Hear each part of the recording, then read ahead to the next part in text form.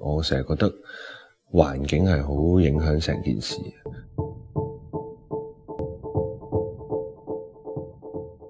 即係上一次我哋喺 LA 啦，跟住再上一次我哋喺京都啦，今次我哋會揀咗喺 Tasmania，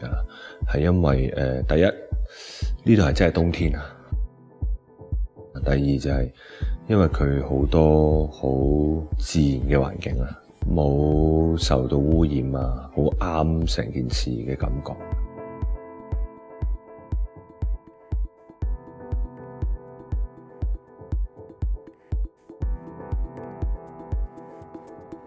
我自己本身好鍾意大自然，其實你哋都有留意一路以嚟 notebook 其實幾多大自然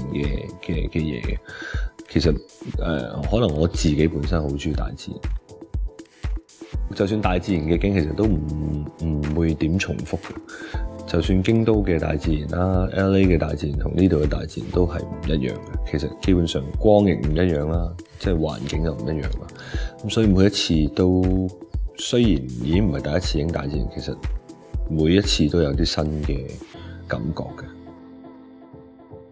我哋今年好多outdoor 嘅嘢之外啦，咁我哋好多細碎嘅嘢，譬如多咗細碎嘅牛仔衫褲啊，細碎嘅褸啊、外套啊，咁所以我覺得唔知我覺得好夾呢個環境。咁可能夏天嘅時候係多咗其他啲元素，咁我就會往嗰個元素嘅地方去諗。就算去睇人哋嘅嘢，我都好緊要去本 notebook 究竟係點啊，或者係佢哋個 website 有啲新嘅嘢係點 present 啊。其實呢啲係好似唔係好緊要嘅嘢，其實可以揾個 studio 影咗佢，但係唔係我想要嘅嘢咯。啲 studio 可能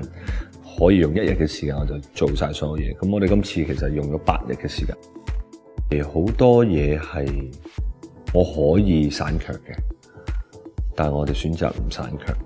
亦都唔散卻之餘，我哋選擇咗更加花好多時間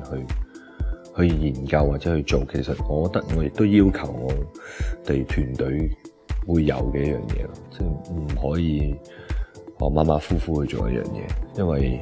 其實我相信攞到嗰個人係感受到，因為